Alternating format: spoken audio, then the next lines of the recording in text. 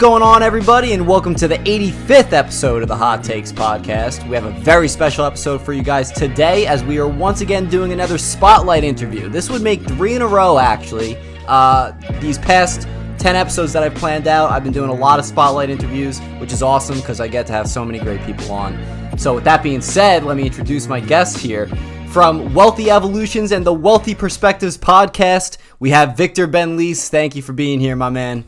Thanks for having us, brother. Of course. So excited. And we also have the co-host of the Wealthy Perspectives podcast as well, and he does a lot of other things as well. Matt Valencia, thank you for being here, my man. Hey, what's going on, man? Thanks for having me. It's a pleasure. Of course, guys. This has been in the talks for a while. We've been talking about doing this for a minute, and I'm finally glad to have you guys on. So I want to just first ask, how has your summer been so far? What have you guys been up to for the most part? Have you guys been enjoying yourselves? Have you guys been hustling? What have you guys been up to for the most part?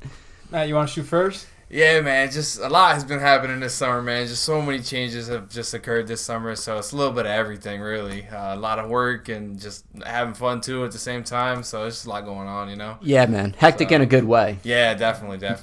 Yeah. And last summer was COVID lockdown, baby. That's right. So, That's right. I feel like this summer it hit fast and it hit quick and it hit hard. Like, it was just... before you know, I was like, it was May, and I'm like, oh yeah, you know, my birthday, and then like Memorial Day weekend, like my birthday flew by. I don't even remember what I did. I was working that day, and then you know, we're not rich enough to take off on our birthdays, like right over here hustling through. And then this is something I heard Kev, the investor guy, say on his birthday just passed recently on Instagram. He also went to Kane with us, and he goes, yo, I'll be out here grinding just because you know, we're doing it. We're working through it. You feel me? So May had hit, ran by, June, like in a blink of an eye. And today's the first day of August. That's right. Already. That's right. Like, what? It is crazy. This summer did fly by very fast. And I'm kind of the same way as you guys. I've just been constantly working for the most part this summer. Like, I have been having my fun too and whatnot, enjoying myself, but it's mainly just been work and podcasting. But even with that being said, time has been flying incredibly fast. And I know a lot of people say this. You guys probably already heard this already. The more older you get, the more time feels like it just goes faster and faster as it goes. Yeah, it's wild. I've read something about being able to slow down time. And it's got a lot to do with just being so present in the moment, just like not really putting too much mind into what's coming, what's been, and just being like right there. And just like really soaking in these moments that are here for now, and then they're gonna be gone, like you said, in a moment. Yeah. So I got a side job. I got a little part time at this huge venue place downtown Norfolk, and I'm bartending down there. And the reason I got the job was for networking opportunities. Presidents go there. Allen Iverson was sitting at our bar the other day. I've met, so you know the TikTok girl, that like strong, bulky TikTok girl? She's like super strong. I think I know who you're talking about, All you need to Google is strong TikTok girl, and like it pops up right there. I was at the bar. It was actually on my birthday, and I had just shaved my head bald for the first time, right? It was I was sending it for the birthday. I've finished the first 25 years of my life, and I was like, first quarter century done, and I'm always open to like putting myself in uncomfortable situations. Let's go bald. You feel me? Cold showers, waking up at 4 a.m. Like, these are the things that are going to put pressure on you to perform at certain levels with people that are doing these things because that's what's gotten them their wealth, their health, their maintenance, and being in those present moments. Right. And I'm, you know, I could start a conversation with just about anyone. Oh, yeah, for sure. Yeah. Sitting down, I went pescatarian the last year too. So it was something else that I did. Like, not only did I get married and become a father and move from my home state to Virginia, but I also changed my diet up. So it's like all these new things coming on into my life, and really reworking my foundation and throwing a lot of the old and things that weren't serving my purpose or being useful in those moments out, and replacing them with things that are gonna build in fruit, right? So I'm sitting at the bar and I see this guy's got some amazing shrimp. It's like 8 shrimp for like $40, bro. Yeah, it's like a crispy breaded shrimp, and I'm like, yo, what is that? I need one of them, and he's bald too, so I felt like this instant connection. Like, this is the first bald guy I'm talking to after I shaved off my head off. And he's telling me about he's got this 14-year-old daughter that's making bank, like big bucks. He's like, Vic, like big money's coming our way from TikTok, and like people are throwing like hurtful comments out there, and he's like, yo, Vic, like it's tough because you feel me, she's a 14-year-old girl that could probably put a grown man to sleep. Yeah, like, right. And we're just chopping it up, and I'm like, yo, crazy how you can meet so many people in like a location like this. I'm like, I need to get a job here, and I've gotten a few very interesting guests for the pod from that location. Oh, good for you. Nice. Yes, sir. All right. We'll get to you in a sec, because I wanted to, before we get into Wealthy Evolutions and the podcast and everything like that, I wanted to hear about like your backgrounds and work and whatnot, and like what you guys do for a living. Right on. So you said that was your part-time gig and whatnot. Yes, sir. And we'll probably get into Evolutions right now with what you're mainly doing, Yes, right? sir. So what is your main career, basically? Right. And in the last year or so since graduating, like I've realized that, you know, just like when we were in college is a full-time job. Fraternity work is another full-time job. Fatherhood is a full-time job. I'm a full-time dad. Oh, for sure. Yeah. Full-time husband, and then a full-time business owner, entrepreneur. So on that side of it, it's I kept asking the ether to put the right puzzle pieces in my path. Right? I'm like, yo, I ask and I desire, and I'm trying to manifest and visualize, you know, breathe it in, see it, taste it, hear it, feel it. You feel me? Yes. Like, just manifest it. If you want a Tesla, get in there, smell it, lick the fucking seat. You feel me? Like, for real, get in there and soak that shit in. That way, it'll be there before you know it. Right. Yeah. All right. So, I had been introduced into life insurance before. While I was in college, while I was working in different restaurants. I won't mention the company names, but I just wasn't sold. I didn't see the value in it. Right. After becoming not only like did becoming a father completely shift my perspective and my paradigm. Oh, I'm sure. Yeah. On priorities and things. So I got introduced to Aflac. And most people know just the duck. Yes. Right? Yeah. Most people don't know what Aflac really does. Yeah. Aflac is an amazing supplemental insurance company. They fill in the gaps for medical bills, right? So you usually have a deductible or a copayment that you have to pay when you go to the doctor, right? Mm-hmm.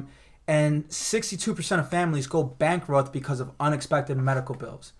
They didn't have the right insurances in place. They didn't have any insurance.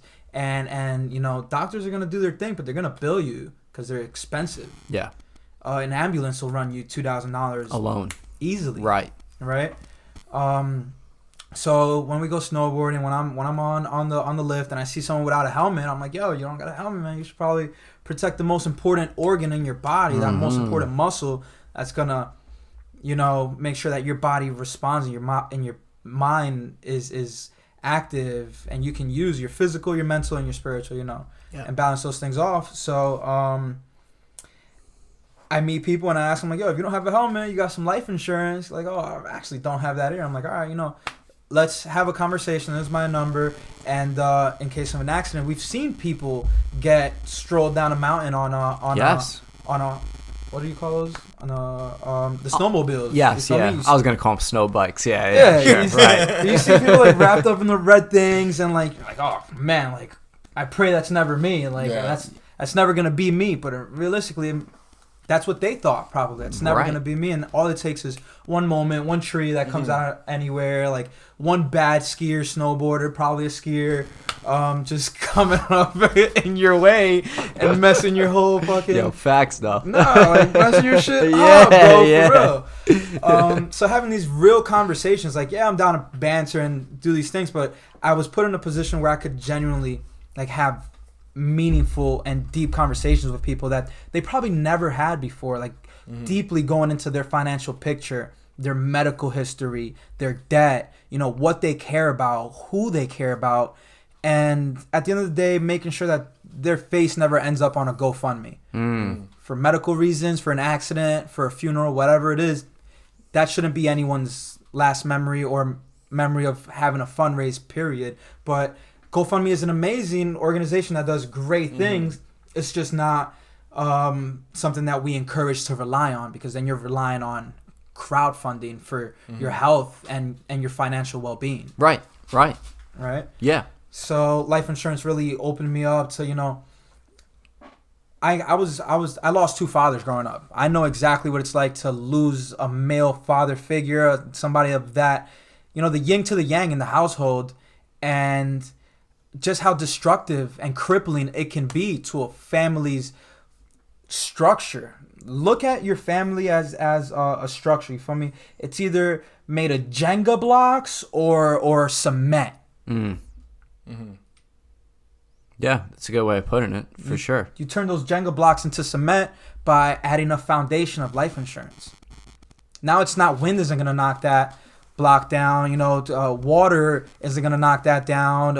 An earthquake might do some damage if you don't have the right infrastructure. So people think, I got some life insurance to do my job. That's not enough. Because at the end of the day, you leave that. So the way it works is you're in a group. That's why it's so cheap while you're in this group, that life insurance policy. The moment you leave that group, your policy doesn't transfer with you, and the rates, if you do want it to transfer, it's going to skyrocket and it's going to be unaffordable. Right. So having your own private forms of IUL, which is basically like a long-term planning, retirement funding, tax-free. This is all tax-free money in the business. And this is something that, people diversify their portfolio by adding Bitcoin, by adding stocks and bonds and real estate. But adding tax diversification to your portfolio is a completely other... Like, if you can keep more money in your household without having to pay Uncle Sam, that's more money for you and your family and your generations, your children, grandchildren, brothers, sisters, like your legacy at the end of the day. That's really looking into the far run of things. You're talking about generations ahead sort of deal. Yeah. For real. So the average like Chinese family plans for 30 years ahead. You feel me? The average run that back. I'm gonna correct that. The average business plans 20 years ahead, right? The average Chinese family and dynasty plans 200 years ahead. I'm looking 200 years ahead to make sure that my family is set up when shit's hitting the fan down there. Yeah. That way they know that their ancestors got their back. Yes. You feel me? The people that you come from. And it's all about, if bringing the conversation to the forefront, starting early. The right now, Frank, you are young, you are older than you've ever been. Right. And you're younger than you're ever going to be again. In this moment, we're only heading in one direction, and controlling our youth is something that, we can do by, health and being mindful of what we intake, how often we exercise, breathing techniques, so our mental affects our body. There's a body-mind connection. Whereas, if you're sad, it affects your liver. If you're happy, it affects your heart. If you're depressed, it'll mess with your spleen or something. So these are things that are real facts. Yes. And stepping into wealth wasn't a conversation that we had in college. Right. Which is something that it should have been. It should have been at the forefront of the conversation. Absolutely. Planning for this early, and then once we got that taken care of, what else can we do? Worst case scenario is taken care of. Now, best case scenario, what are the possibilities of now in the moment? What can we collaborate on? How can we piece things together and share and evolve? I see what you're saying there. Great things you've been saying. My question for you, though, would it be wrong to consider yourself as a sales rep for life insurance, or it's more or less you're trying to convince people? It's listen, I'm letting you know what you need to do to make your life better, more stable, along with the rest of your family and the lines moving forward. How would you put it yourself, your job title? Okay. So I don't try to change anyone. I just give information. You do with it what you must. Right. I just educate. This is what's all right. So there's commodities, right? There's oil. There's gas. There's real estate. There's electronics. So the most important and valuable commodities at the end of the day is our time, which is the one thing that we cannot ever earn back. Our energy, which we can rest and replenish our energy, and then our money, that we can put systems in place and earn more as we go. Information at the right time with the right amount of energy and the right funding, TEM, time, energy, and money. You can set up systems to save yourself time, energy, and money. SYSTEM, save yourself time, energy, and money. So if I'm like that, this is what systems mean, and setting up a conversation is that simple. Let's have the conversation, and you do with it what you must, and I'm just gonna, I'm passion driven. I'm purpose driven. I'm not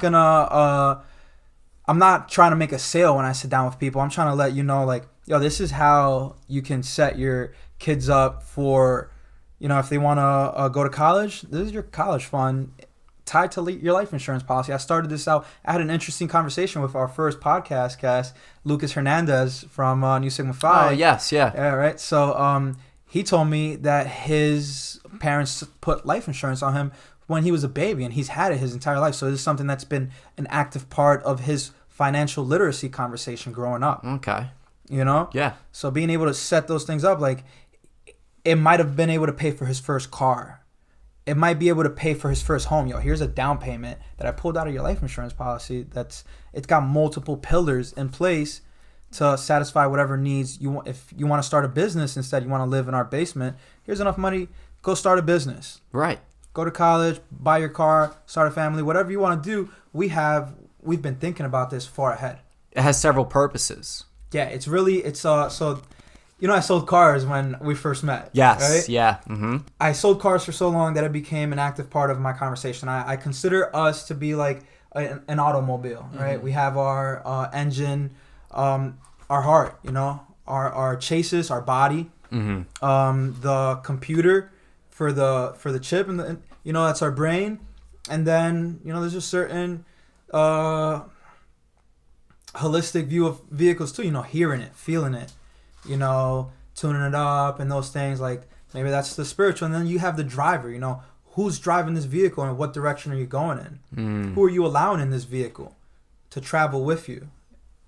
What commonalities do you have, and what common grounds and common goals? Right? Yeah. So we want to have multiple vehicles. We don't just want one car. Yeah. We want to have the Jeep Wrangler. We want to have the Maybach. You feel me? We want to have the Mercedes-Benz to ride in luxury and style. We want to have the Wrangler to go off-roading. Oh, let's hit a beach that is secluded. You feel me? But we're going to have to go through some terrain to get there. We got the minivan to go to the soccer games or the football games. You feel me? And a car to tailgate with. You feel me? You have different vehicles for different purposes. Yes. You have the sports car, the Tesla, to save money and energy and those things, to travel fast. So it's the same thing with life insurance. You have different vehicles for different purposes. One can protect your mortgage. So one interesting thing that I found out in the last year or so is that debt doesn't die with us. Debt transfers on to our next of kin. What, bro? Your money dies. It's wild. Everything with you dies except for the money you owe. What? So what we do is we tie a life insurance policy for the purpose of settling your debt. Whether it's a mortgage, that way your family doesn't have to look for other means to pay this house off. The structure of where you live. That way the bank doesn't own this anymore. Your family owns that. That's secured, right? Your income dies with you. If you're making $70K a year and that income passes away from your family, they're like, we have a certain standard of living that we're used to. Right. What sacrifices are we going to have to make because of that income cut? Right. So we tie a life insurance policy that'll last 10 to 15 years to give your family enough time to pull out of there, and supplement your lost income. That way they can long term, you feel me? Yes. Thrive. I think that like you mentioned beforehand, it's like you give them this information and it just depends on what they do with it. Yeah. I think at the end of the day, for most people, it will click for them and be like, Yeah. and obviously sooner than Hopefully, right? Hopefully sooner rather than later. But I think eventually for everyone, it'll click because they'll start realizing what their priorities really are, what they want them to be, and everything like that. And yeah, all I gotta say is sooner than later for sure. Bringing it to the forefront of the conversation is huge for wealthy evolutions and wealthy perspectives. Yeah. It's the whole like just shebang of it. I like it a lot. So Matt, I want to know, you do real estate, Yeah. correct? Yeah. So tell me all about what you do exactly. I mean, I'm right now is working as a real estate agent primarily. I'm also doing some just like picking up rental properties at the moment. So Okay. just that's takes up most of my time. He's being humble. He's being humble. He invests, man. He's doing his thing. So no, like, you know, it really does. I mean, just managing, you know, clients on a day-to-day basis, it can be obviously demanding. But I mean, you know, the big purpose on why I decided to get into the real estate industry as a whole was just to create more homeowners. You know, the people that can go to somebody that they know, trust, and you know that's going to be able to provide them high quality service and be able to get them in the house of their dreams, essentially. Right. And kind of create that lifestyle that they're looking for, whatever that is. If you're looking to buy like a 2-family, 3-family, whatever the case may be, for like, you know, live in one unit and rent the other ones out, or if you're, you know, if you have a family and stuff like that, and you're just thinking, well, hey, I just want to make the best financial decision. Sure. You know, given the market conditions. Yeah. And you know, we'll take it from that point. So, I mean, primarily that's what I'm doing at the moment, essentially. Yeah. Gotcha. When did you start this up?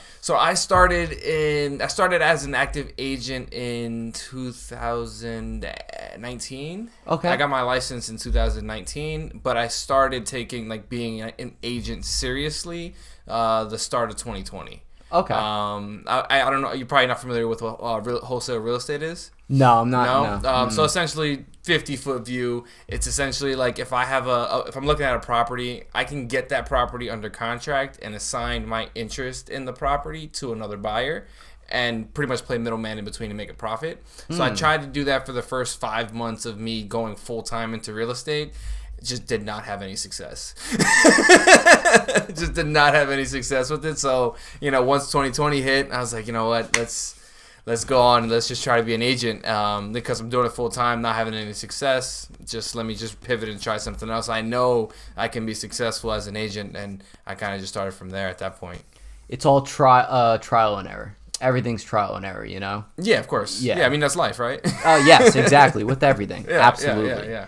Now, did you find it difficult because of everything that's happening, the C word, right? Yeah. I know you could get unmonetized and whatnot for saying that on media, right? Seriously? I've heard that on YouTube, at least I've heard that. C Wow. word. The Oh C Lord. word. That's hilarious. Yeah. Yeah, it definitely presented some challenges. So for me, like, you know, it's at the time I decided to go into real estate full time. So I was doing it for 5 months, didn't make anything. 2020 hit, and then I was like, all right, well, it's time to transition into being an agent. Decided, okay, I'm going to be an agent. 3 months in, I'm like, yeah, I'm about to close my first deal. I've been working so hard for this moment. Buyers lost their job.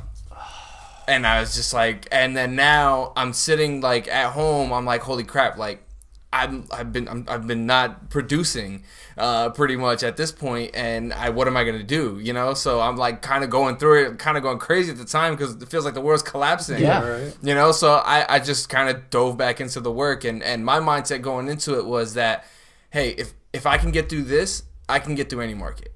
Absolutely. So, Yes, sir. So I looked at it. I was like, all right, well, this is the situation I'm in. Let me double down on it. Instead of, because then all the pain and suffering I just went through of is worthless. Right. You know, so I kind of doubled down on myself a little bit and was like, all right, well, let's take it back to the basics. And I just started calling my pipeline of people that I was already working with. Hey, are you looking to buy? Or I still, how do you feel about the C word situation and stuff like that? The bulk of them were telling me, hey, I don't, you're like, I want to see how it all fizzles out, because people were thinking that the market was gonna crash. Just everybody was kind of concerned and stuff like that at that specific time. So most of my buyers did not want to go out. A couple of them did, and I was like, all right, all my time is going to you. I'm dedicating every single second, minute, hour to you, because your success is my success. Right. So finally found a few that were willing to go out, started going out with them, just showing them houses and stuff like that, and finally built up my pipeline back up again. And by June of 2020 is when I hit my first deal. And man, it was like, it was a surreal moment, man. I'm sure it was such a surreal moment, because I felt like I walked into the rest of my life. Yeah. Literally, I feel like I opened the door to the rest of my life. Of like, this is the path I'm gonna go down for the rest of my life. That must be an amazing feeling. And it was surreal. It was surreal. Wow. I can hear it in his voice. Oh absolutely. Yeah, 100%. I was so into that, that was awesome. I was in your stuff right there. That's crazy. Now, did COVID? Oh man, I said it. Cut it out. What? Edit it later. I don't know what you're talking about. Did what? Now, has this situation opened your eyes more with the whole life insurance thing? Was that like another stepping stone into it for you? I'll be honest with you. It boosted the life insurance industry up, like, I'd say 40%. Just because, when shit hits the fan, people want to protect their assets. Yeah. When shit's good, people want to protect their assets. Of course. So I feel like life insurance is like one of those things that is pandemic proof. People, I quit car sales because, not everyone is looking for a car, and I did well in that business. And I realized that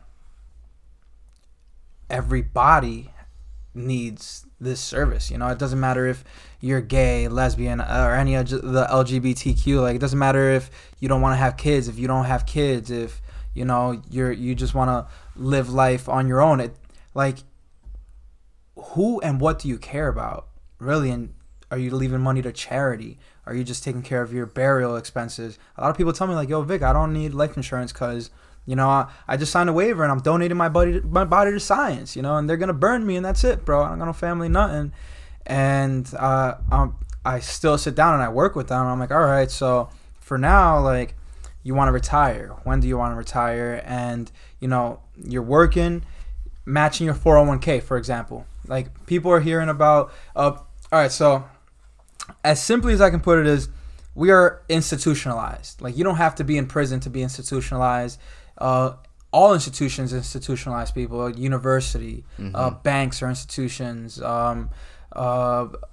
Entertainment is an institution. Like, these things put people in like a paradigm where they're going through a routine over and over again, and people tend to lose focus and lose like long-term vision on there. So what we do is, for example, drawing blanks, right. So for example, banks don't give people the money that they deserve for the money that they have in there.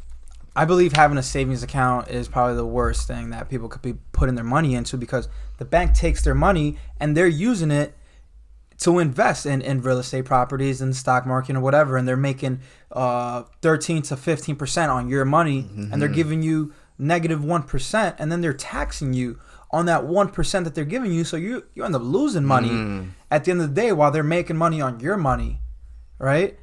And then, if something happens, they have all right to lock that money up and delay it for like 2 weeks, or not give you them.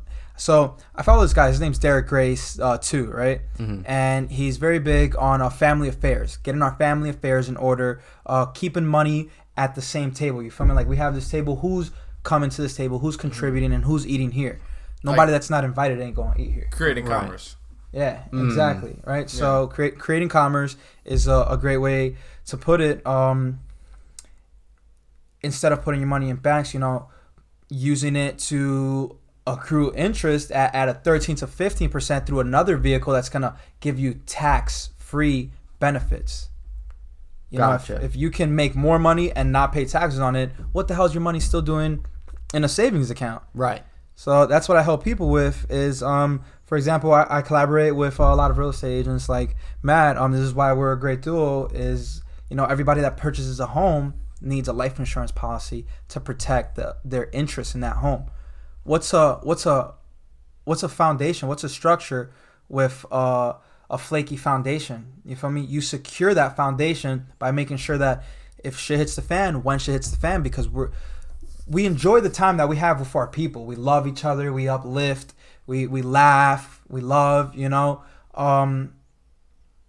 And loving while we're here is a gift that we can give each other because we're loaned. We're on loan time. We're on borrowed time. One day our maker's gonna give us a call like, yo, I got need for you somewhere else. You did your purpose. You served your purpose here. You don't really get a goodbye most of the time. And then you're on your way. Yeah. So having your affairs in order while we're here and making that a priority, like it's not to put off for later. A lot of people are like, oh, I can't afford it right now. It's pennies to the hundreds. You could get it. I've gotten people a $500,000 policy for $1 a day. That's like a coffee a day. Right. Who turns a coffee a day into a $500,000 tax free? You tell me. I couldn't tell you. I couldn't. Right. Right. So having these conversations on how not only we can protect the asset of the household, but buy it back sooner. The bank owns the property for 30 years until you're done paying that off. 30 years is way too damn long. I'm not even 30. You're not even 30. We're like not even there. No, right. 30 years is too damn long to own a property, whereas we can use vehicles like life insurance to secure our asset. That's one pillar, and then the other pillar is buying our properties faster. In 15 years, 10 years, let's own this property, and now we can invest that money elsewhere to get another property. Put more businesses up. Like just keeping it moving while we're here and having our affairs in order. That way, people say rest in peace when people die, but I've seen a lot of families that don't allow their deceased loved ones to rest in peace because they basically put them in the hole with them. You have to go in the hole $20,000 to bury someone, have a service, a funeral, a gathering afterwards. Right. We say, yo, when I pass, celebrate my life, my joy, my charisma, but on whose penny, on whose dime? Right. So tying those things into our life insurance policy, like, yo, go to Hawaii, have a ball, spread my ashes in the Pacific Ocean on me. I did that. That would be a beautiful thing. That would be a beautiful thing. Yeah. Wow. Okay. I know we're jumping around a little bit here, but I did want to go back to you, Matt, on what you're doing and everything like that. So since when did you say? You said June of 2020 was when you had your first. Yeah. Yep. Right. So since then, have you seen a ball being rolled? Have you been gaining like the momentum and everything and getting more of these properties and whatnot? Has it seemed to have gotten easier for you? For me, easier, I would say it's the same process, right? The day-to-days tend to be the same process. The activities are all the same. I mean, one thing that if you're asking, like, did it have like a snowball effect of so for the first, from June to December, about 6 month time frame, I ended up closing about 25 deals. Oh wow! There you go. Which for a first year agent is almost unheard of. Right. Because but it's not completely unheard of, but you're in the top 5% of agents at that point. I mean, there are agents that are doing 100 deals a year, which is phenomenal. And I'm not there yet, obviously, but for the first year, that was solid, right? And you did very well. Yeah, right. And then so the snowball effect was that, right? Because as soon as like I said before, I opened that door, it was just like like a rocket, essentially. I was going right through it. I know this year, and when I came into 2021, it was just I came in with a little bit of different confidence. right? Because I was like, oh, well, I was able to achieve this in 6 months. Like, now I got a whole 12 months. Right. Like, let's just go after it. Right. You know, and that's what's really been so far this year. And seeing that I can obviously every year that for me it's been like, you know, I gotta do better the next year. I gotta find new areas of growth. I have to find new areas, you know. So this year I already know that I feel there's tremendous amount of growth in within myself. You know, so I'm excited about that. But you know, we'll see what happens, I guess. Yeah, right. No, I feel you're gonna do great things. I know you're gonna do great things Hopefully. more and more as the years go on. Do you mainly just have properties here in Jersey, or do you travel elsewhere also? So I have 2 properties in Baltimore. Oh, you do? Okay. Yeah, I have 2 properties. So my first property I bought in 2018. Okay. I bought that one in 2018. I went FHA, which is a first time home buyer program, 3.5% down. I picked it up for $277 at the time. Lived in one unit and I rented the other unit out. And it's been great for me. I mean, Baltimore is, and the reason why I chose Baltimore, I had moved down there because I was working a sales job, and I was covering the whole DMV area, the whole DMV market, and DC, which DC is rent is stupid, stupid high. Northern Virginia, I wanted to move to Arlington, but it's way too expensive there too. All that area. Baltimore at the time, I was like, all right, well, I have the money to buy. Baltimore is a developing market. Let me invest into this area. So I picked up the property, and since then, I mean, the nearest Chase, JP Morgan Chase, around was 50 miles away. Oh, wow. The nearest one at the time. They've since entered into that market, and now there are multiple Chases all over the place. You see a lot more development going on all around it. So it was a great decision at that time. That was pretty well. And then I just picked up my second one. I picked up a 3-family down there. It's 1 bedroom each unit. So Woo! Let's go! Hell yeah! So that one was a little different, right? Because I ended up going through. That's a non-owner occupied loan. So like I had to go through a hard money lender for that one, and I ended up having higher interest on that one, but it still cash flows at this point. So as long as it cash flows, then it's paying for itself. Yes. That's the most important part. Yes, sir. Have you been traveling down there? So I hired a property manager for that one. Oh, nice. For that one, I hired a property manager because I was like, I don't want to have to manage it. Take your 10%, and I'm fine with it. Right. It's worth it to me. But I go down there every once in a while, check in and see what everything's like. So nice. Now you are you flipping houses necessarily, or so I have yet to do my first flip. Okay. I have yet to do my first flip. That is my next transition. Because so my whole goal, if I look at like he was saying looking 200 years ahead, my goal, and I was thinking when you said that, I was like 200 years, like that's too much to process, man. It's like it's too much to process right now. But my whole goal is I want to eventually get into large commercial development. I want to do like apartment complexes and stuff like that long term. Yes. So right now my next step is to do a flip, because for me I have to go through the process of like bringing in an architect, managing the projects for the smaller units so that I can scale out. And then when I get to the point where I'm doing like ground up construction, it's the same fundamentals, if you will, obviously different scale, different challenges, but at the core fundamentals, I'll have an understanding of it. You know what I mean? Yes. Yeah, absolutely. I feel like, are you excited to get into that? Yeah, for sure. Because I could, like, I know, because for me, like, I right now being a real estate agent, working with a lot of first time home buyers, and that's great. I'm good at it. It comes naturally for me. Yeah. Which is awesome. But it's not. I don't feel like it's part of my calling in a sense. Like it's like I was actually talking about this the other day. Like, I enjoy it and I see the value in it because I can change somebody's life being an agent, right? I can show you a way that night. I mean, you're making the decision and I'm helping you get there, but I'm helping you go through a life-changing experience. Yeah. For me, like I'm the first one with like my last name essentially within my immediate family to own property, right? So how do I create that for other people, for other families, right? So that's where I see that, but I feel called to get into like, you know, the flipping and the development, because now I'm creating, I'm playing Monopoly essentially. Yes. You know what I mean? I'm creating assets that are going to impact 200 years down the line. Like if you think about it, imagine like you have like you can create enough where every single family member, you can provide them with a property, right? And say, here, they don't even have to own the property. Let's say I own the property, but let's say I just give them the cash flow.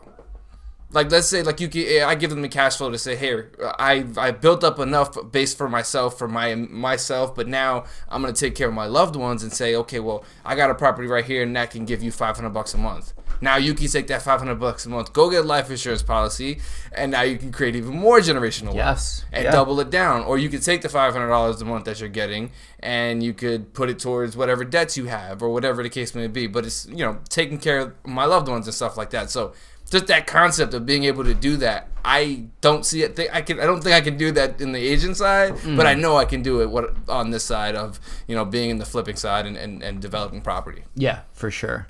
Now, do you believe, and I'll ask both of you this question, do you believe that you need some sort of charisma, some sort of character? You need to know how to talk with these people in order to make these sales, or in order to get people and educate people on life insurance and whatnot? Yeah, so and you kind of said it before when you had asked him, like, do you look at yourself like a salesman, or is that your title? The best salesmen are value providers. From a fundamental perspective, like you're providing value to someone, whether that person wants or needs the value is almost irrelevant, right? If they want it, they're gonna take it, of course, you know. Yeah. But you're providing value, so I never look at myself like a salesperson, because if I do, then I'm really only looking for it from a monetary perspective. Sure. Right, and if I'm looking at something from a monetary perspective, then I'm not really living in a wealthy environment. Right, because I have to be able to provide. I have to overflow an abundance of value to someone for them to, one, trust me. Right, because if I'm money hungry, then you're not going to trust me. Oh, this guy doesn't care about me. He's treating me like I'm a transaction. Right. You know what I mean? But if I'm saying like he was saying, like, and that's why I have a lot of tremendous respect for Vic, because you know, and this is why I went with him as a life insurance agent for my life insurance policy, because of his why, like what he was saying. You could tell, like, he's at his core and his essence, he's been through the bad of not having it, right? So you kind of see it and you feel that, as opposed to if I just go to another life insurance agent and they're like, here, take this policy, it's going to give you XYZ. Great. You know what I mean? Yes. Yeah, absolutely. You don't want to, and I do have tremendous respect for you as well when it comes to all that as well. I think it's important, because you could feel that vibe from someone if they are just seeing you as a transaction sort of deal and whatnot. Yeah. Like, you could almost feel it immediately, and you know, sometimes it's good. All right, let me learn more and see. But most times I feel like it's all right. Maybe I should take a step back. Maybe look around for other people in whatever area that I'm looking for, and do my research. That's part of it too. It's like, you know, I'm not gonna connect with everybody. Not everybody's gonna.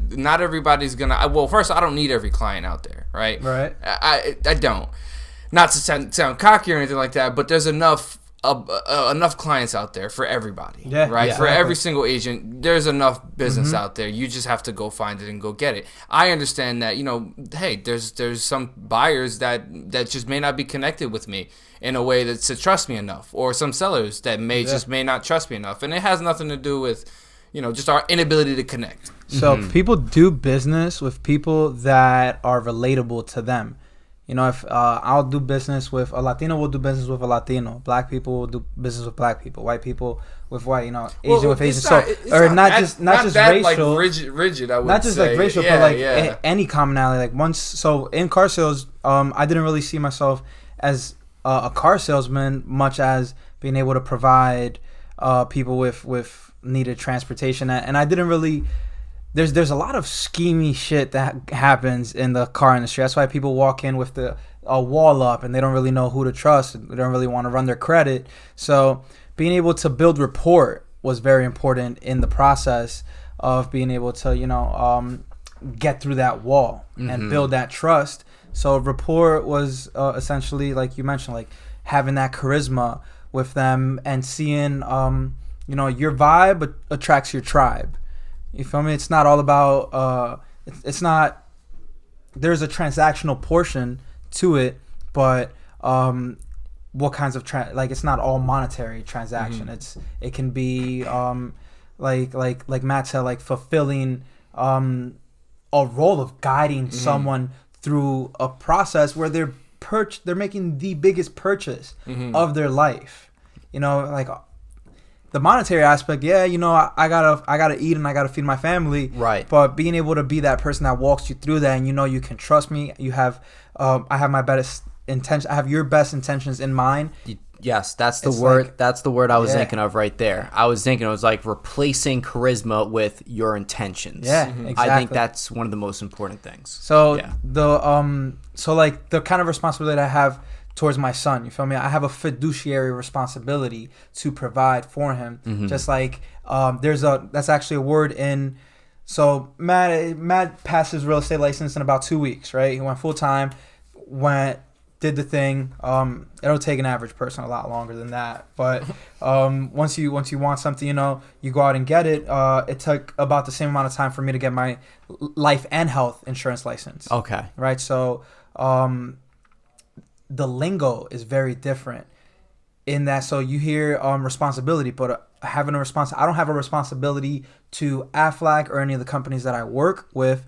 I have a responsibility to my clients. I have to do what's right by them, for their goals, what they can afford. Because if I sell something to someone that they can't afford, they're putting them in a pickle there. Yeah, they need to be able to make those payments. I need it to be a number where you're not gonna have a problem making this payment ever. And if it ever becomes a problem, I need you to contact me as soon as possible, because the policy doesn't have the value if you're not making those payments towards it. It's insurance at the end of the day. You can't drive off the lot until you have insurance on the vehicle. Right. So being able to portray that. So we're in a movie podcast, show, entertainment podcast. With great power comes great responsibility. You That's knew right. it before I even had to say it. That's right. The same applies in reverse. With great responsibility comes great power. Once you assume more responsibility and you feel responsible for certain things, I feel responsible for providing for my child's children, for their children, setting up that foundation. I feel responsible for retiring my mother. I feel responsible for being an exemplary role model to my younger brother that also lost his father at a young age. Taking on all these responsibilities, I felt responsible to be impactful while I was in college and in our organization. You feel me? That's why I got involved, and I was afforded the opportunities to expand and have people pour into me and develop me because of these responsibilities that I took. Therefore, afforded me more power, and it works for everyone like that. Like taking on more responsibility will, in fact, just take responsibility for your health. Yeah. Take responsibility for your mental health, your physical health, your spiritual health, because that's what one of the foundations of Wealthy Perspectives is, having a balance of your body, mind, and spirit. Some of our first guests were mental health professionals, were fitness pros, were emotional support professionals, where deal with these things. Your muscles, what's the most important muscle in your body? Your brain. Because if you don't got a brain, and if your brain isn't working properly, we can work on that. We can really dive deep into it, and we don't need a neurological doctor to tell us that. All we need is Google, find out how we can enhance and work on our most important muscle. Yes, absolutely. So with both you talking about what you both do for a living and everything, some of the times, if not most of the time, they both kind of seem to go hand in hand with each other. They could very well go hand in hand with each other. For real. So that leads me to believe that's one of the reasons why you two work together so well with what you're doing and everything like that. So I kind of want to get into that a little bit. When did you two first meet, and when did you both realize it's like, all right, yeah, we're gonna start something up together? You want to run down when we met, and I'll run down how we got together on work? Yeah. No, so I remember actually we were at a snowboarding trip. What was I there with you guys? I remember. Were you there? You came to Mont Tremblant. Yeah, I went to Tremblant. Yeah. Wait, no, he wasn't at Vermont. It was Vermont. It was Vermont. Okay, I wasn't at Vermont. I don't think I met you. I don't think I met you at that one. Yeah, but I remember. Yeah, so I remember we were just hanging out, all having a good time. I remember I thought he was a little bit of an asshole at the one time. I'm not gonna lie. I was regular. Like, this guy's a fucking asshole.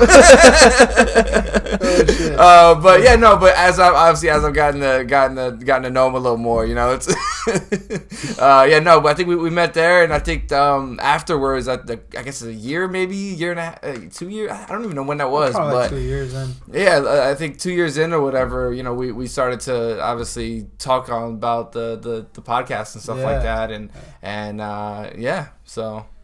Okay. Yeah. Or I think what it was that I think I reached out to you for a policy. Right, yeah. I reached out to you for a policy, and then we were like chatting on Zoom and stuff like that, and then we're like, yeah, we can actually do this. That's and basically I think, how it happened. Yeah, and I think that one thing that I realized is I feel like both of we both have different approaches on how we're going about it, but our end goal is very similar, right? In that we both want to create generational wealth.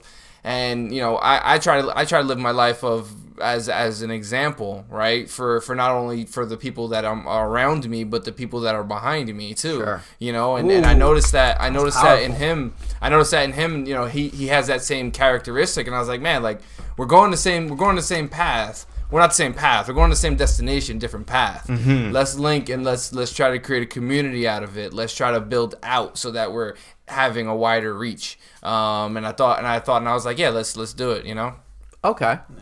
It was so I think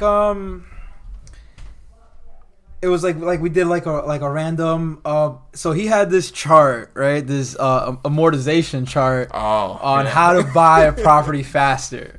Right? Okay, yeah. And he was like trying to work the numbers out on that, and I had a different strategy for how to buy a property faster. So we did a Zoom call. Okay. We did a live Zoom call on it. We had some guests come on, and we noticed that it went well. Like we had like a good dynamic, and we like chopped it up, and we were providing like value to the community, and people were like asking. We had like. We had Instagram Live going off. People asking questions on Instagram Live, left and right. It's almost like a workshop. Yeah, right? Yeah. We were chopping it up. Yeah. We were really chopping it up. And I was like, so last year I had a podcast I was gonna kick off. It was Victory Voyage, and this was like C word. I remember that. Yes. And I was like moving from one state to the next, like stepping into fatherhood and marriage, and I was just like overwhelmed, so I had to put a hiatus. I had to take a hiatus from that. Mm-hmm. And I had footage from that I never even released because I had to really put everything on hold, and then revisiting it a year later, so a little bit less than a year later, it just came back around. Like the ether has been putting the right puzzle pieces in my path for real, and we could say the same where things that he says resonates with how I'm dealing with things. So, for example, you mentioned setting up for the people that are behind you and the people that are ahead of you. I compare that to you need a mentor and you need mentees. You need someone that's pouring into you, and then once you learn something, the way you really know it is when you teach it to someone. That way you learn it twice. You know something when you can do it the right way and then teach it to someone, and then once you pass that on, the cycle is complete. You learned it, you passed it on, each one teach one. And we both had that kind of like I would compare that to like when we joined the organization, like our fraternity, like we represent everyone that came before, represent everyone that is in it now, and everyone that comes afterwards. So having that kind of I wouldn't say chip on your shoulder, but that's really what it is. Like I got this chip on my shoulder that I need to do well for my ancestors. Yes. For my children's children, and so on and so forth. And that mindset, man, it keeps you so accountable. It keeps you so accountable because, you know, you said it before. We live in the moment. You know, and this is one mindset that being an agent, what I learned as an agent is that the decisions I make today impact my next 45 to 60 days. Sure. Yeah. So if I'm not calling today, that means I may not have a closing 45, 60 days from now. You know, but if you say in that frame, right, but you can apply that to everything, right? Like if I look at myself, I'm like, hey, like, you know, my grandchildren that are completely unborn at this point, right? So it's like, like if I'm gonna let them down essentially if I don't do what I have to do today, you know, for that vision, for that future.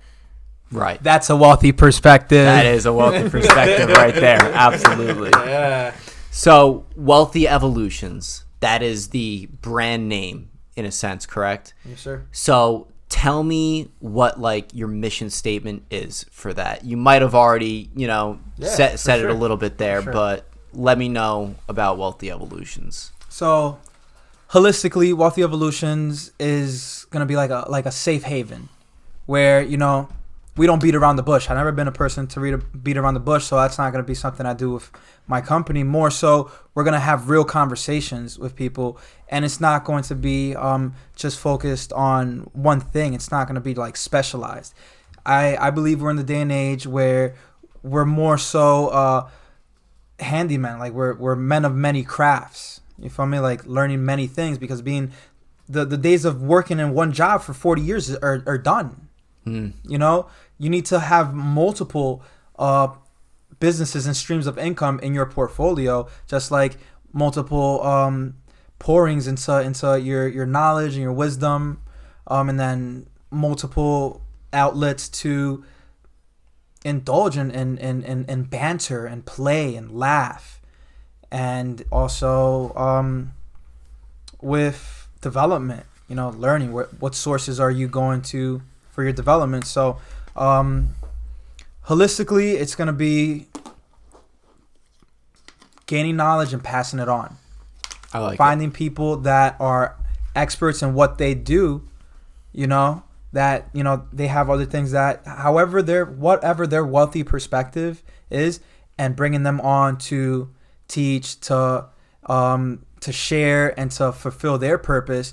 We're going to fulfill our purpose by helping others fulfill theirs. So we're going to have a public speaking branch where we go to schools, you know, and influence the young ones, because those are the ones that are going to they're going to inherit the future.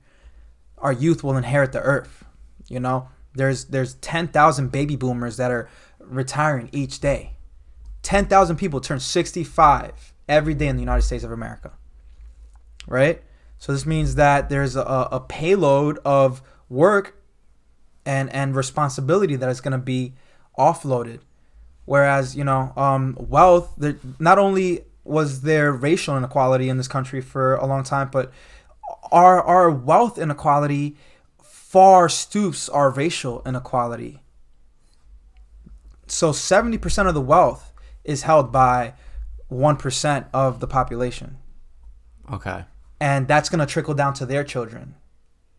It's not like it's going to get spread off into you know, the masses. It's just being held because the masses don't have these wealthy perspectives and these things that, you know, they're setting up in place. So we're very passionate about setting people up for success for generations. Gotcha. Having these wealthy evolutions that we go through. You know, we transform every day. Just like the seasons, it's constantly transforming and preparing for the next step. That's going to be like a holistic view of what we are and what we do here at Wealthy Evolutions. Would it be safe to say it's almost like a community helping each other out sort of deal? Definitely. I love that. Yeah. Definitely community oriented. Yeah. I want to have like a public sector to it, and then like a private network. So the people that are more thoroughly committed to, you know, the wealthy evolution and bearing, you know, planting trees and planting seeds and letting them watering them as we go along. That way, you know, you ever seen the picture of the dad? He plants a seed and waters it for years, and then years later his son is pushing his grandchild on the tree that's grown on a swing. I think I have seen that before, actually. Yeah. Right? Yes. So you can kind of picture that. That's what, we're building towards. Everyone they have a family tree. We all have a family tree, and we are the next of kin of our family. We have a fiduciary responsibility to our family tree and to our legacy, to our last name. Right. I thoroughly believe that every man has to have a legacy plan.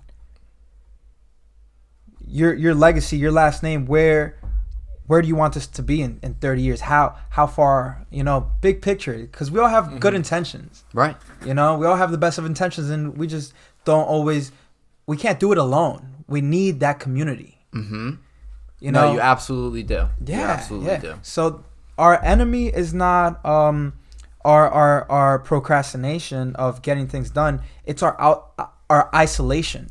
Once we isolate ourselves, we limit our possibilities. Whereas if we're putting ourselves in rooms where people can help, and we can help by helping others achieve their dreams and their goals, we spark a light that just has ripple effects where they enable and empower others. This helps you keep your options open for anything, and it also makes you learn more as well about anything. And that's the part that I was definitely going to highlight for sure, was the learning part. Yeah. Because I say it almost after every single episode.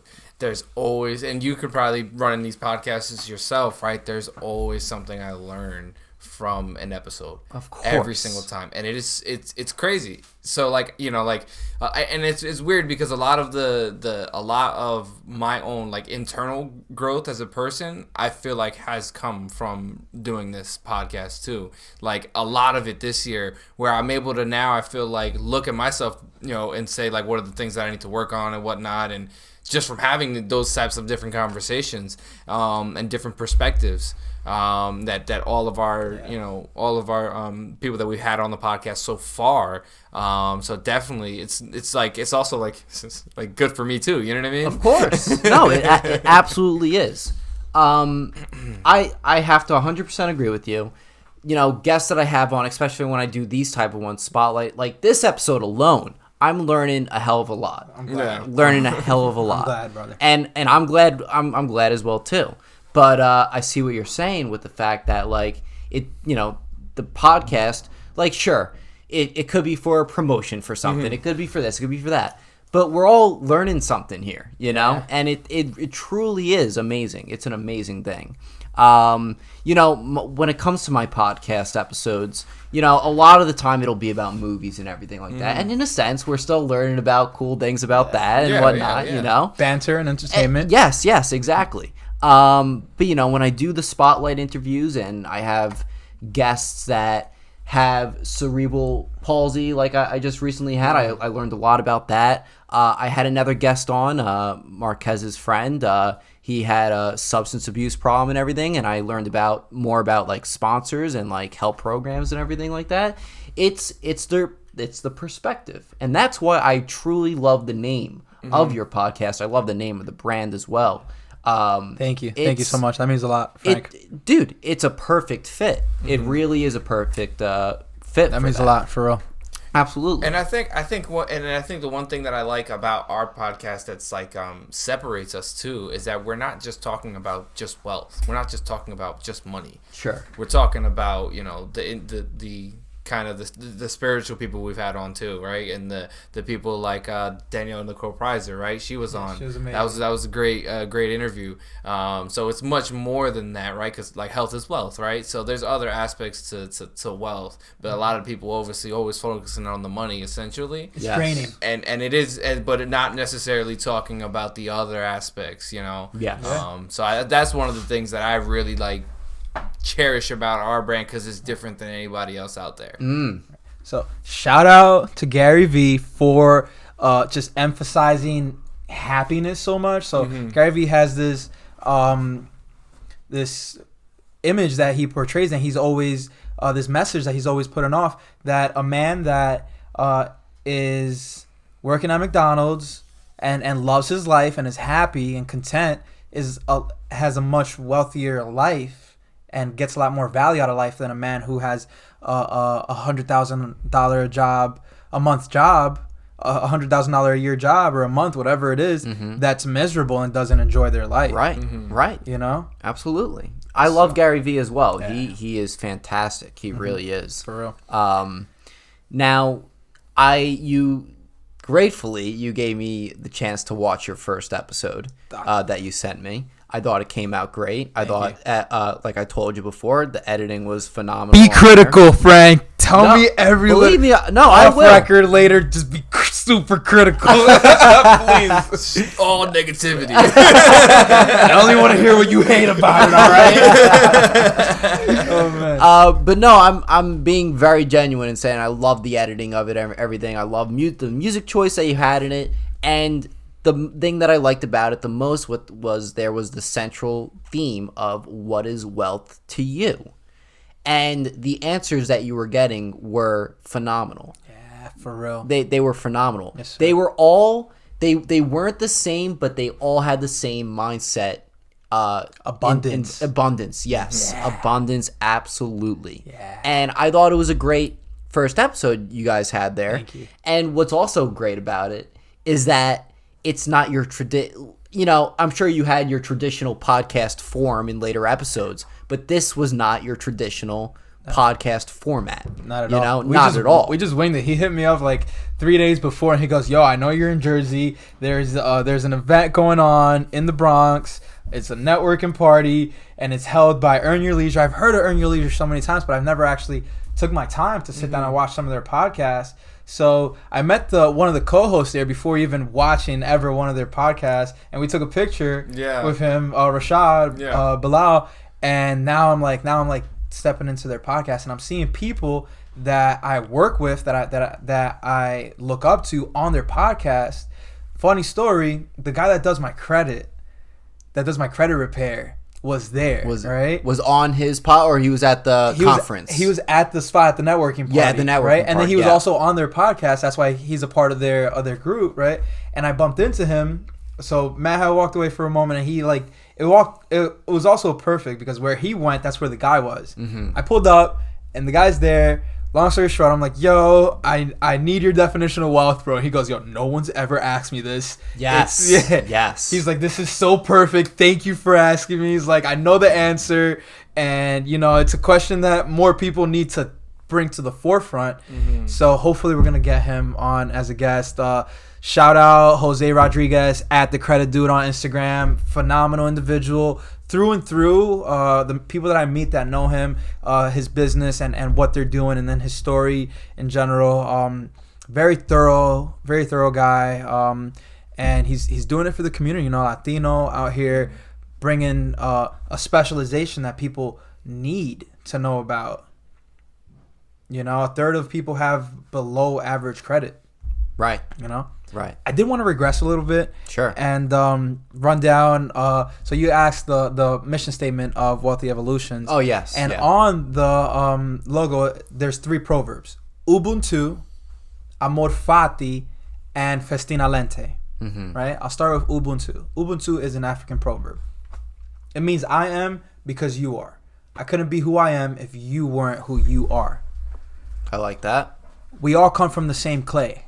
No matter our creed, culture, ethnicity, religion, where we walk our life, our environment, our demographic, social, economic status, age, gender, it matters not. Right. It matters not. Too often we look at our differences. People ask me where I'm from nowadays. I say I'm Latino. Sometimes I'll be like, yo, I'm human. And people are like, yo, you're different. And I'm like, yeah, that too. But I'm trying to focus on what we have. I'm trying to focus on what we have in common, and having that banter is so important to me because I have real serious conversations with people, and I'm like, I don't want to put that much tension on because then people don't feel like they want to continue with it. Sure. So I've had my failures. I've had my losses. I've had to learn through the process. And that's why I chose these mottos. So, African proverb, Ubuntu. There's a story that goes, there's a tourist in Africa, and he puts a bag of candy at a tree, right? And he tells the village kids, whoever gets there first can have the bag of candy. He goes, on your marks, get ready, go. The kids all lock arms and run together. They get to the tree at the same time, and the guy asks, that's interesting. Why did you guys do that? And they go, Ubuntu. And he's like, what is that? And they're like, yo, I am because you are. I couldn't be who I am. You know, it's one of us, or it's all of us, or it's none of us. You know, it's like we're all in this together. And that just really wraps around how we're all on the same playing field. You know, we're all made from the same clay. No matter how rich you are, it matters not, because our commonalities matter more. Yeah. Right? And every time I bring this up to people, I just completely like inspire awe. And, No, I love that story. Yeah. I love it. Yeah. So the second one is amor fati. Amor fati means love of one's fate. Love your fate because it belongs to you. You know, it's yours. Your fate belongs to only you. So what does that mean? That means that the good, the bad, the ugly, everything in between that has happened to you, it belongs to you. Right. This is yours. Take ownership over it. Love it at that. And you have control over what's yet to come. It's like having a flux capacitor in your pocket, you know? Like, oh, where are we going? When are we going? You know, what are we doing? So it gives you control over what's yet to happen. A sense of control. You know, and having that sense of, you have things that are in your control, you have things that are in your center of influence, and then outside of that, you have things that are out of your control. If you can't do anything about it, why worry about it? Right. If you can influence it in some kind of way, do what you can, but don't go crazy, and focus on what you have control over. Right. You know? Yes. Yes, sir. I like that a lot. Yeah. Yeah, bro. I'm And, liking all these so far. Keep it going. After I found out about these, I was like, boom, boom, boom. I'm like, thank you to the ether, bro. Like the universe. Everyone has their own words. You know, God, Allah, the ether, the universe. I don't get lost in the semantics of it, because it's one thing for me. I am a part of it, and it is a part of me. You know, we're all fucking stardust at the end of the day anyway. All right? So the last one is, last but not least, festina lente. Festina lente translates to make haste slowly. So it's like when someone's using the bathroom and you really got to go. So you're like, yo, take your time, but hurry the fuck up, please. So you always want to be making haste, but taking your time while you're doing it. You know, you don't have to be going crazy urgency, but, you know, always rest of you must, but don't you quit kind of thing. Yes. I know. You know, I like that one. Yeah. Right. So since I'll wrap it up here. Since the dawn of human civilization, at the epitome of it is fire. Once humans, Homo sapiens, discovered fire, everything changed. We could cook. We could stay warm. Right. We could mold metal. You know, we could make armor, weapons, travel. Fire, really, you know, more important than this discovery of the wheel. You know, right? Yeah. More important than the discovery of the ether and electronics and radio messages and all that. Sure. Right. So fire is both tangible and intangible. You know, not only do we need a physical fire to provide us our light, our heat, you know, to cook and these things, but there's also the intangible of fire, which is most generations, most organizations fail in passing the torch down to the next generation. You know, if a lot of people say, "Oh, I'm gonna be the best. This is the biggest fundraiser we're ever gonna do in this university. This is the biggest house my family's ever gonna own. This is the best car that I'm ever gonna have." Like, no, you want to be the best that you can be and propel others to be the best that they can be. Next year is gonna be better because I set that up. Like that, I pass down the knowledge, I pass down the torch. My next of kin are gonna be better than I ever could be, because it's just, you know, genetic. My DNA learned everything I could and passed it down. Right. You know, scripture, books. That's how we're able to make discoveries nowadays, because we're studying things that have been written down and are now immortal. You know? Going into detail on those things, and we can't always understand things while they're happening in the moment, but when we look in retrospect, we're like, oh, now I understand why this had to happen for that. Mm-hmm. And that's just with us. Imagine like looking into history and those things, and then at your own family history, like passing down our family history is so important, and keeping like that intact. Like that wasn't. I don't have any of my father's history or any of those things. I'm hoping to be able to pick up on it through my siblings or through life. But just because I didn't have it, it's so much more important for me to set this up so that my son and, you know. Absolutely. Yes, sir. I'm actually truly blown away with those terms that you brought to my attention here today. Never heard of them. Oh, Never heard of them in my life. I think it's fantastic. And you're telling me these 3 words are on your logo. Yes, sir. There? That's Yes, sir. beautiful. That's awesome. Yeah.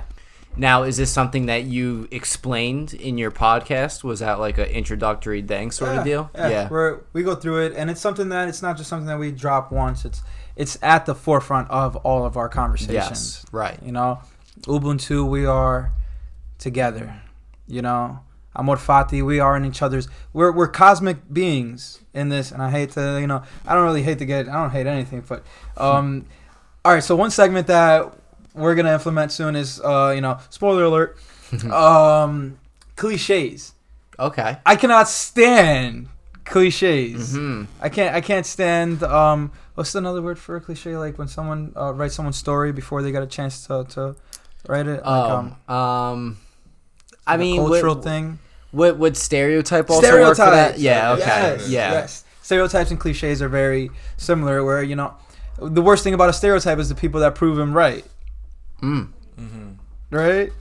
So, what's the cliche that you hate the most? You know, what cliches can you not stand that really just cripple like grinds your gears sort of deal? Yeah, grinds your gears. So like, you have to believe it in order to see it. People are like, oh yeah, no shit. Like you gotta believe it first. But whether you believe something or you don't, they're both true. Right. Right. I do like that segment. For my podcast, once I get further down the line with it, I want to start doing my own segments and whatnot. It's still a work in progress, so I love that format and type of idea for it for sure. Now, this first episode that you showed me, it's something that hasn't been released yet, right?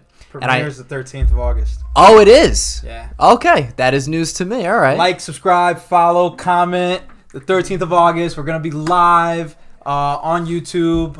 Links in the bio. Beautiful. And, subscribe to the channel. It just went live like 2 days ago. Okay, I'll be subscribing for sure. Sweet.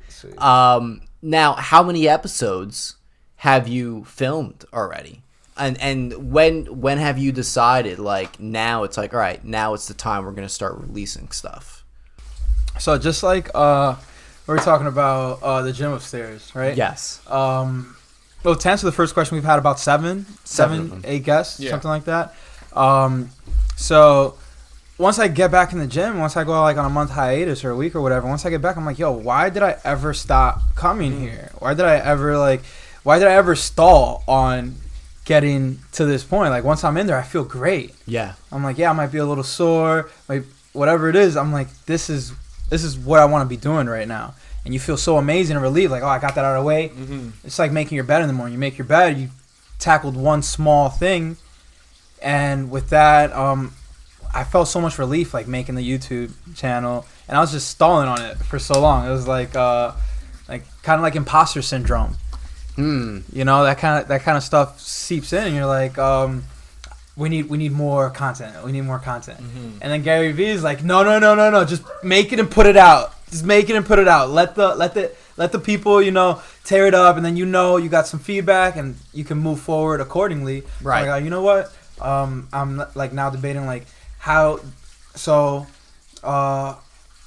David has a podcast. It's called Social Proof. You probably heard of Social Proof. The guy with the white background, and he just be chilling, talking to entrepreneurs and business people. Okay.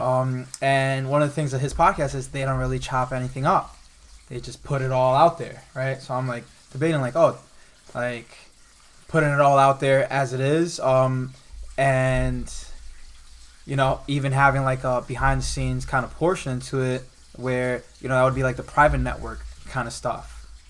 So the guests that we've had on, so I'll list them out real quick. So shout out to Lucas Hernandez, was our first guest, and we talked about, he's a mortgage loan officer. He helps people buy houses. So we chopped up some stuff on how people can own properties faster and why they want to set up certain asset protections and things in place, how to buy a home the right way. You want to get pre-approved.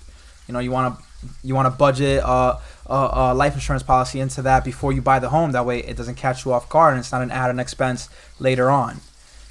Setting yourself up for success. Proper planning prevents poor performance. Right? Yeah. So then we had Lexi Brito came on, and we talked about body movement, exercise, and how important it is to maintain our body, because this is our vessel. It belongs to us, and we need to respect it and honor it as such. Right. Our endurance lasts so much longer once we contribute to our exercise regularly, right? Yes. We had a mental health pro that I met at a Greek conference. Okay. Right. So Zach Westerbeck, shout out Zach Westerbeck. Zach is an amazing health pro. He speaks to college students and students in general about mental health and how it's okay to have these things, because just like we have body problems, our mental also fluctuates. Danielle Nicole Prizer, she is a wellness coach, and she helps people deal with trauma, and she does life coaching, helping people set deal with what's been and set up plans for where they want to go, and how do we set a vision for who we want to be and how do we get there. Got to visualize it, see it through, and you're gonna be okay in your own body. Right. Being able to accept that and sitting down and meditating, taking time to breathe. She took us through a really cool breathing exercise at the end of our where you podcast. like to put the hand on the heart type thing. Yeah, I remember that. Yeah, hold yourself and just soak in there and breathe. And it was really relaxing being able. We were so excited to put that out just because it was surreal. It was bigger than us. Every single one of our episodes have been bigger than us. Bigger than what we're doing here, bigger than this moment. It's like the ripple effect that we're looking to cause. Who else have we had on? Just recently. Yeah, so Jeremy Poole was ex-con, substance abuse, recovering substance abuse, and his story, he had a lot of gems, and it just reinforced that we have to experience breakdowns to experience breakthroughs. Right. Success isn't an option if losing isn't an option. Success isn't an option if failure isn't an option, right? You need to be willing to fail. And what that says is fail early and fail often. That way you have data on what you failed and how to move forward. Right. Yeah, and hearing about his transformation, and you can even see it like in how he communicates and how he carries himself, and it's a different level of awareness of himself, and understanding. And it's just kind of like inspiring a little bit, to think a lot of it, right? Like high key. you can really because he was explaining how he grew up in kind of a reactive state, something would happen and he would just react violently, essentially. Right. To now on the other side of the coin, and how he gets to that point. So it was good. It was a great episode. Proactive versus reactive. It makes all the difference. Right. Oh, for sure. For sure. Who else have we had on? Hold on. Let me go through the list real quick. I think that might cover the bulk of it, though. I think so. you said you had 7. Yeah, I think that was about it, to be honest with you. All right. So Zach Westerbeck. We also had on Matt Lodato. You did have Lodato on. We had Matt Lodato come on, and he was he's the wealth VP at a Wells Fargo branch. Okay, right. So his knowledge really just linked up very well with our knowledge and what we have, what kind of mission we're on. So he's doing wealth management for a big company and helping, high net worth people move their money and how to move it and educating them on diverse portfolio, tax diversification, setting up that 20, 30, 40-year plan. And these little goals right now, these little actions right now really amount to a great deal in the future. Right. So I believe that was it. Yeah. Pat Martinez too. We have my little Pat. Yes, nice. Pat came on and talked so investing, he talked sports betting and how, if people are going to be in the crib watching UFC fights, watching sports games, you might as well, if you have some extra change around, instead of leaving it in a savings account, the higher the risk, higher the reward, put some money on some of Pat's bets. And Pat has like a over 75% green ratio. Yeah, I know he has bets. a great system. He's very into it. I know. I've been seeing through social media with it. Yeah, that's awesome what he's doing for sure. So how long do your episodes usually last for? Do you have a set time that you'd like to go for, or it just I think we goes kind with of follow whatever? because we usually run Mondays at 8. Okay. So once we start pushing to 9 o'clock, that's really when we start to wind down, I think, and we start to call it. Sure. With a lot of people. So I think usually we're somewhere about an hour, maybe hour 15. Okay. Somewhere around that range. Nice. Keep it short and sweet. Yeah, right. Yeah. Sometimes that's what you need, For real. Now, and you're talking to these people through Zoom, I'm presuming, or Skype? Yeah. We've only done Zoom so far. Hoping to transition into in-person, because the dynamic that you don't get eye contact through a Zoom call. It's impossible. Right. No, but there is a way. There is a way. There's this apparatus that they have where you connect it to the computer, and it uses a reflection to reflect, so it looks like you're looking them in the eye. Really? Yeah, it's Yeah, wow, that's interesting. Crazy. Yeah. Huh.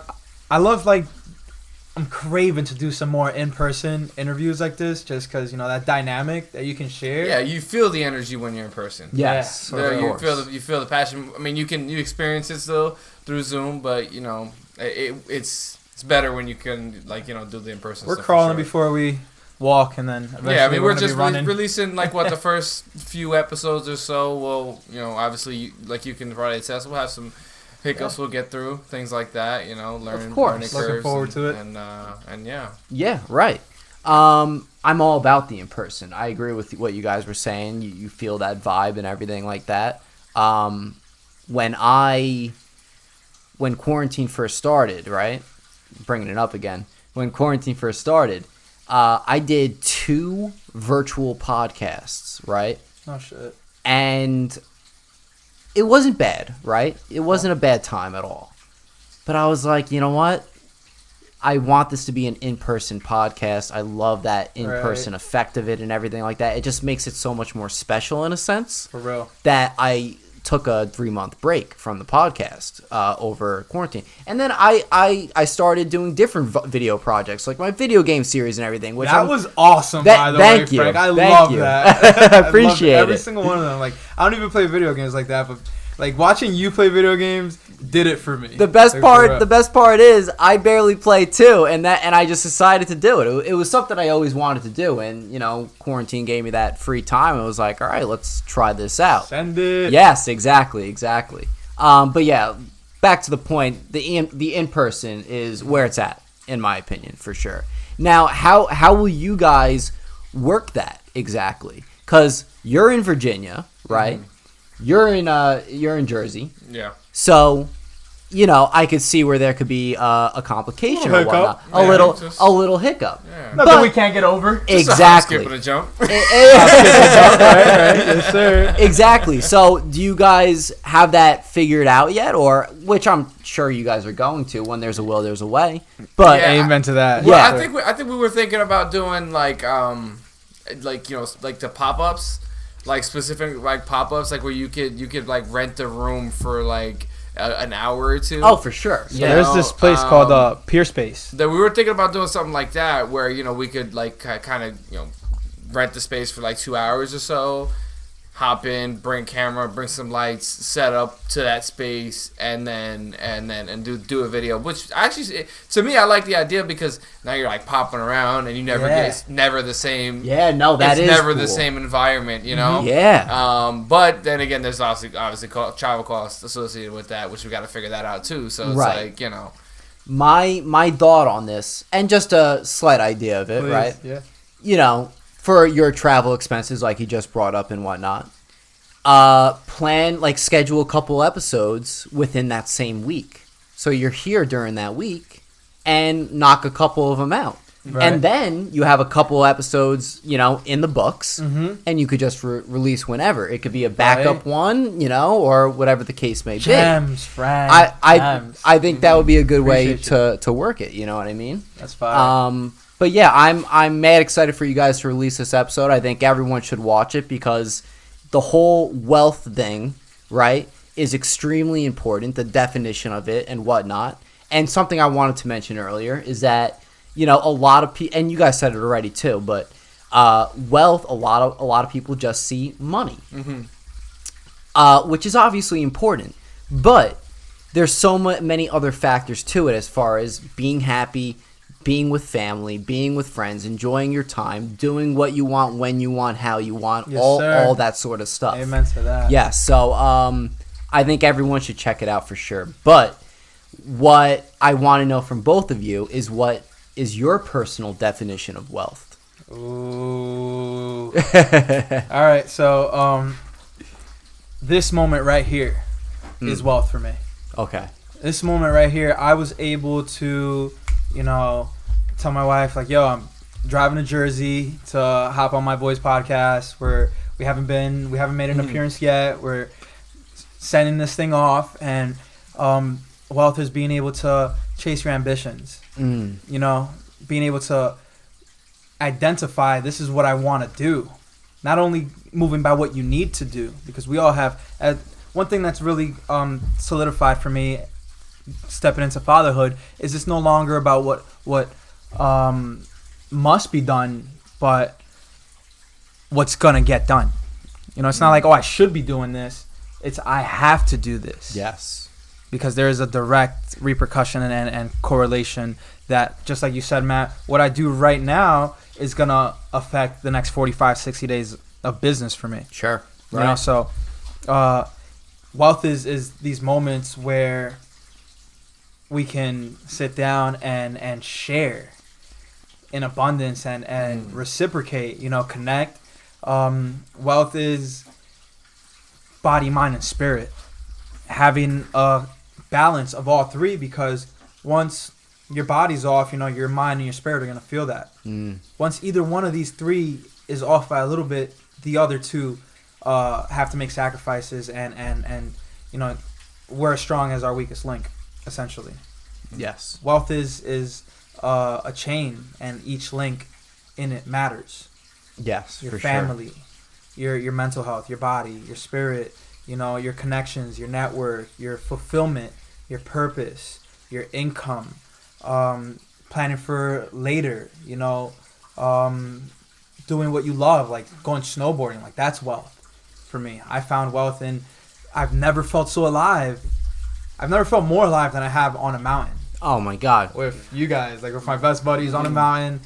That's true wealth for me, you know? Yes. Being able to share and be the person that others needed, that I needed when I was, you know, that others need now, and that I needed being that person for others is wealth for me. And yeah, I say that's a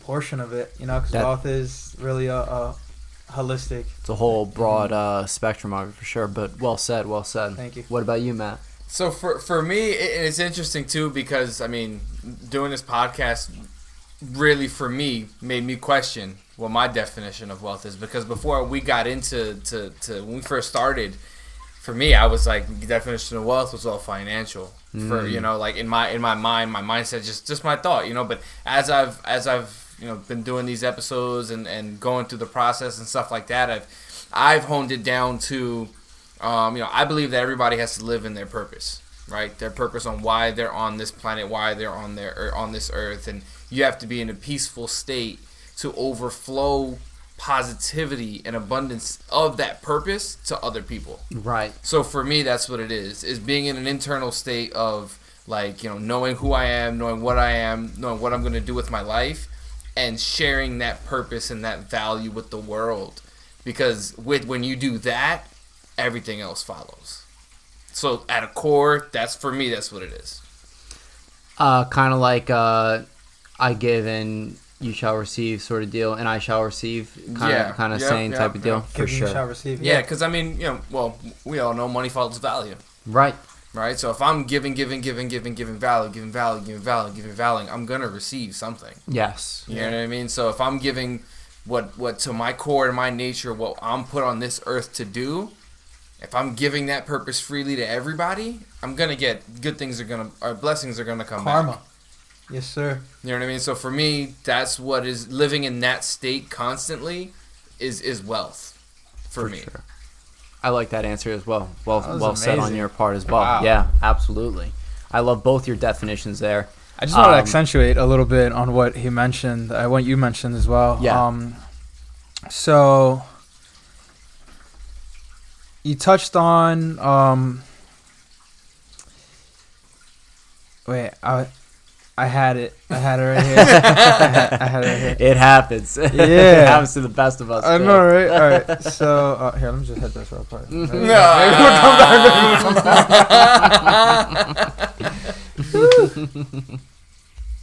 Next on What the Perspective, health is wealth.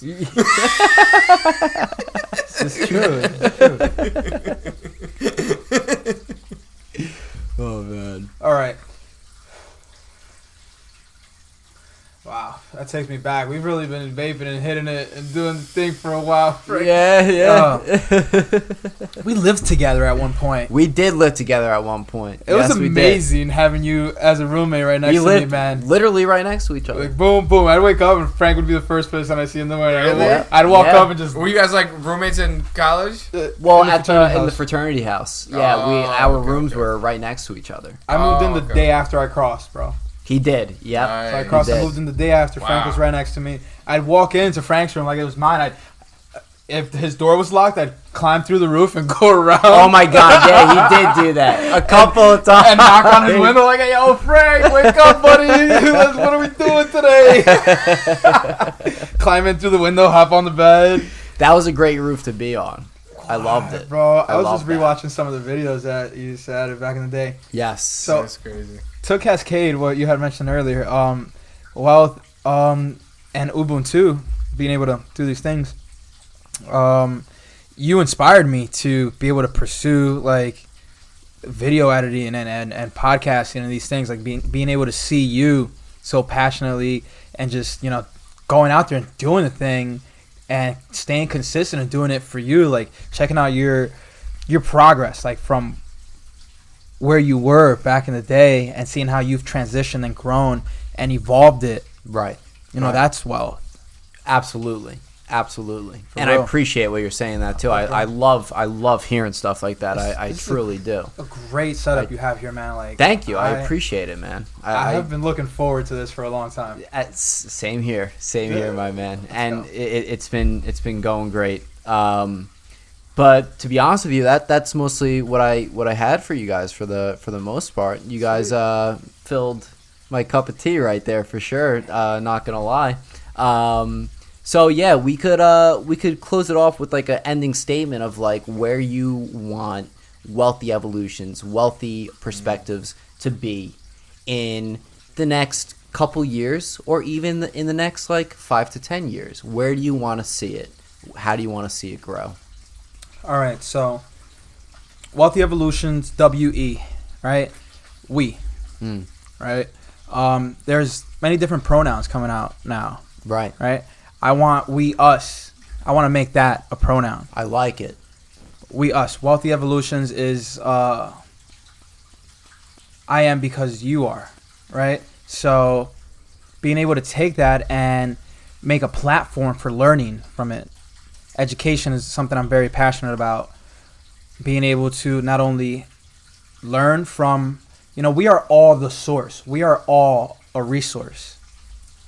And that's something I was watching a video on my way up here on how, asking you shall receive, right? What I was going to mention earlier that just popped up is people that do the most community service and volunteer work are the happiest because they have this sense of, fundraising is also, and philanthropy is also going to be a big part of Wealthy Evolutions and Wealthy Perspectives because it's, how else can we pour on to others? We fundraise for the Children's Hospital all through our college careers, and that is something that stayed with me, and I want to continue to partner with the Children's Specialized Hospitals in New Jersey and Virginia and throughout the country to be able to do for children that won't have the same opportunities that we have with our privilege, our these moments that we can do this. There's people that they can't do any of this because they're spending all their time in a hospital. Right. Specifically children. Right.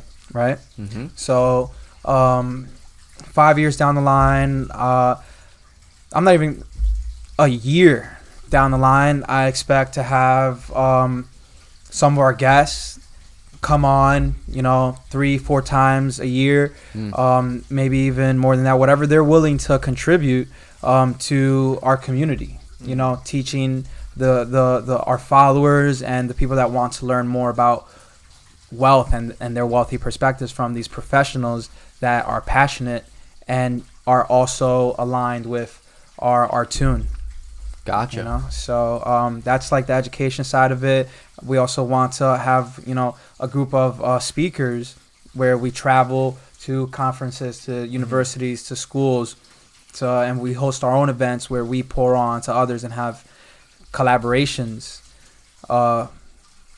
to share the abundance, and making it so, staying true to why we're doing it, being able to amass reviews and testimonials and people that have come through, that have witnessed, that have been changed, and being able to see. I want to see that impact, and I want to be really in the trenches with all of us, everyone, we're all on the same platform, being able to actively contribute and pour into one another is real huge for me on vision with Wealthy Evolutions and the podcast Wealthy Perspectives. So Wealthy Perspectives is going to be like a media outlet form for Wealthy Evolutions. Yeah. And then we're both working on building it along the way. Love it. Okay. Yes, sir. I mean, he said it pretty well there. I'm just gonna keep it simple. Sure. I like things basic. I'm huge on the KPIs, which is like key performance indicators, right? I just want to be able to change 1,000 lives. I love it. That's it. I don't know if that happens. I don't know if that's too small of a goal. I don't know if it's a big goal. I just know that I feel like I want to be able to impact that many people. Right. And spreading that message, whatever it is. If they look at episode 1 or episode 50, whatever the case is, or episode 100, wherever we're at, as long as I'm able to change a few lives with a couple moments of their day, whatever it is, then that's okay for me, because then that tells me that I'm true to my core. I'm true to my purpose. I'm true to my vision. Yeah. So for me, as long as I could do that, I think that we would have achieved the overall goal that we set out to achieve. Right. I love it. I like that. Yeah, I like it a lot as well. Victor, let them know where they could find you on social media and everything like that, where they could find you, where they'll be able to find this first episode that comes out. So Wealthy Perspectives is our Instagram channel for the podcast. Our Wealthy Evolutions would be for Instagram as well. WealthyPerspectives.live is our website. It will be going live on the 13th as well. And let me see, what else is it? So Thursday. So snip that out. Okay.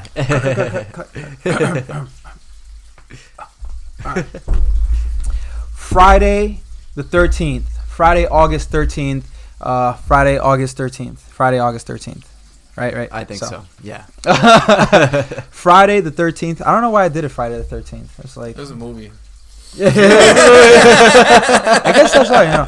Friday the 13th of August, our public appearances. First episode is gonna be appearing. It's gonna be premiering on YouTube, right? And we named it public appearances because we're gonna be also appearing in public and asking either at networking events or conferences. I'd love to go to Comic-Con one day and dress up as like I will Naruto be right with you. or I something. will be right with you there, my man. Like, yo, what's your definition of wealth? And get some, out of the box questions. And kind of stuff footage like that over there. So that's like another long-term goal. But Wealthy Evolutions is our YouTube.